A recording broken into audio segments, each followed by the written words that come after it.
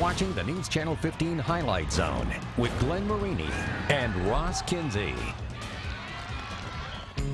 We're going to have a huge crowd, biggest game of the season. This is by far the best challenge that we've had. We know that it's Friday night, they're going for 39. We want to be the team that stops it.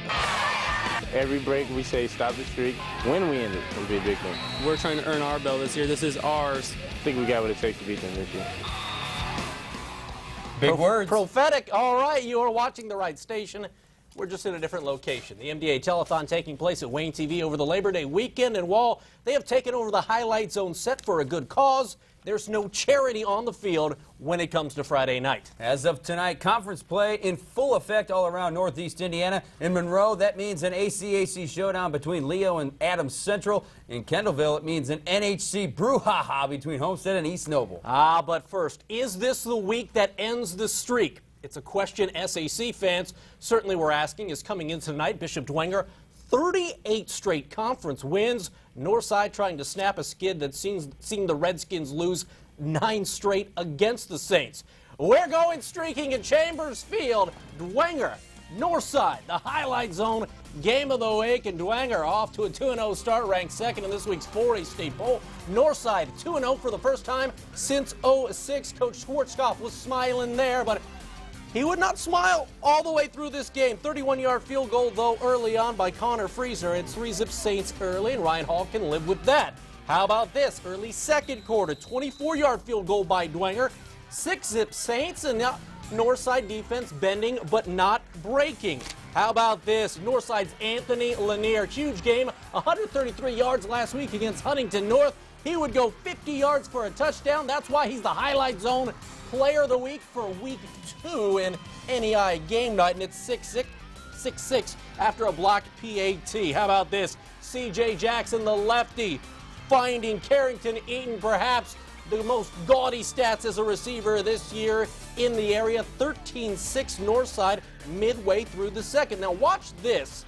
It looked like maybe at one point he had called for a fair catch, but Austin Riley with a touchdown there, 20-6 on that controversial play at the half. Later, how about this? Jackson to Eaton. That's a touchdown. It's 26-9. Northside. Dwenger trying to come back in the fourth quarter. Mike Cable to Nick Serviniak. 20-yard pass. 26-16.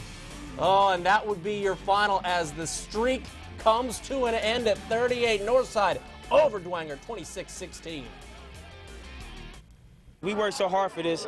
Teams doubted us, other coaches doubted us, the city doubted us, but inside this stadium right here, we knew that we could win the game. I can't even explain it, man. It is great. We worked so hard all week, and man, I tell you what, it's great. It's not a better feeling than that. We dealt with a lot this week, but what a great win for this program, and the game reflected on how we went through the week. Perseverance, perseverance, perseverance. I'm still proud of our team. I told them all week I'm proud of them. And, you know, tonight, even though the bounces didn't go their way, they never quit. Never did quit. That'll shake up the SAC. Dwenger gets Northrop next week. Northside going to take on Wayne. Bishop Luers, hey, they were on a streak of their own. Matt Lindsay had worn plaid shorts 2 weeks in a row. He breaks the streak with the b-ball shorts. Eddie Field says, no, I'm going with old reliable sweater vest. Picked this one up in the first quarter. South Samuel Stevens, 6'4" sophomore, gets a big paw on it. Southside gets some good field position out of it, but the Luers D responds. Jalen Smith, a 5-star recruit, as according to Scout.com. He gets the sack. The junior looking good. Eddie Fields is like, sweater vest was a bad choice tonight. On a hot night. Yeah. Second quarter, the pitch to Tyvell Jemison. He's in from 9 yards out, and it's 7-zip Luers. And then more from Luers in the second quarter. Jaquale Cooper from 3 yards out. It's 14-zip Luers. And there will be plenty more nights at the end of this one. Luers a winner, 53-0. Spuller Stadium, supremacy on the line as Snider takes on Northrop. The Panthers, 14 straight wins against the Bruins. Pick it up early first quarter. Brandon Phelps keeps it himself. The bootleg in for the score. He had 2 touchdowns on the night rushing. And you know what? He can also pass the ball a little bit. Phelps looking downfield. He's going to connect with his good friend Reginald Blackman. That's a 35-yard touchdown as Snider was up 21-0, but there was no quit in the Bruins tonight because Dietrich Wilson, I like the shirts there. I can't see him. I couldn't see him. Dietrich Wilson takes the handoff. He's gone. That's 62 yards, cut it to 21-7, but Snider puts on 27 points in the third quarter alone. Panthers win big, 62-22 the final. All right, check this out. Concordia, Wayne, and yeah, the Cadets had reason to cheer because they were up 19-0 at halftime on the Generals. Third quarter, Wayne's Keon Powers. Now this kid is just a ninth grader. He scrambles from the 50 down to the 19. That's a pickup of 31 yards. Next play, you saw the legs. How about the arm? The freshman finding Andrew Hughes for a touchdown, and it's 19-7 at that point. But how about this?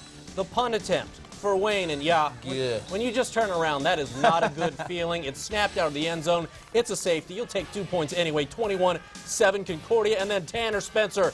Huge night to Brandon Webb, 38-yard touchdown. Spencer, 19-27, 256 yards, 4 touchdowns. Concordia, yes, they finally get on the board with a win, 41-7. Everyone came out with heart tonight. Like, we wanted this win. We've been waiting to win. We haven't won in a year, and you know, it just feels really good. We just came out and we showed up. Last year we stayed through it. We just worked hard and to get to this moment, and now that we got the confidence, I just feel like we can have a great season from here. Concordia's at Southside next week. Wayne faces Northside. Last season, it could have been dubbed the Rogaine Bowl because both coaches were pulling out their hair. East Noble using a Favre-esque performance from quarterback A.J. Dove to win at Homestead 49-46. A rivalry renewed in Kendallville, and what a great way to open up NHC play. How about the third play of the game? Zach Terrell to Isaac Griffith. Yeah, this happened a lot tonight. That's a 39-yard touchdown. Spartans up early. East Noble would have their hands full. The Spartans defense, you know what? They're putting up the numbers just like the offense. The scramble here would eventually come to an end, and then the offense would take over for Homestead again. How about Terrell to guess who?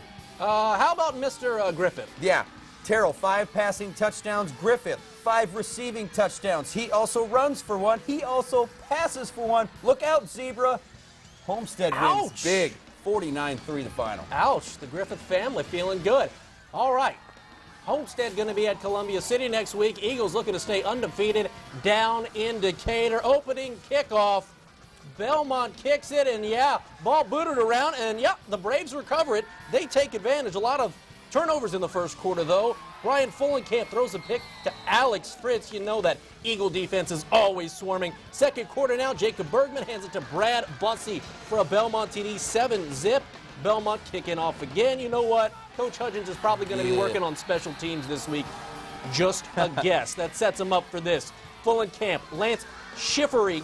But Columbia City down 14-zip, comes back to win it behind 3 touchdowns from Connor Slavich, 28-21. And oh, Spartans and Eagles next week.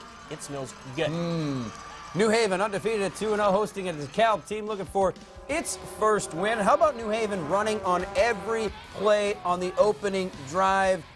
Tavon Hurst, no, this time it's Bryce Hyber up the middle. That's a touchdown. Bulldogs up 6-zip, but then Hurst would show up and show what he can do. Open field, this is a punt return. How about a couple of moves from Mr. Hurst? Zip, zip, zip, stiff arm, finally brought down. You know what? He worked so hard to get to there. Let's just hand it off to him. He goes in for the touchdown. Hurst, a big game tonight. 253 yards, 4 touchdowns. DeKalb still winless. New Haven wins 40-14 the final. Let's go out to the Dean. Chargers already picked up a win this week when Delta had to forfeit last Friday's game to the Chargers. As Carroll hosting Norwell in this one. Check out this. Purin Harnish. If your name is Harnish and you play for Norwell, you're probably going to be good at football. He had 13 tackles as well. Nice play for the Knights, but Carroll coming back with Jimmy Crumley. However, he would put it on the turf, and Norwell recovers. So you can see kind of a turnover battle at this point. And yeah, that's a cutie right there in the diaper. How about this? In the third, Carroll finally punches it in. It's Grant Wilson with the QB keeper, 21-6 Carroll at that point. And yes, the Chargers win. They're 2-1, 21-6 your final. It was hot. It was. We've hit up the SAC and the NHC, but it's alphabet soup time. down in Monroe. ACAC play kicking off with 2-0 Leo at 2-0 Adams Central. Plus, we've got an emotional night up in Angola. Those stories and more coming up next. This is Tyler Eifert here from Bishop Dwenger High School, tight end for Notre Dame, and you're watching the Highlight Zone.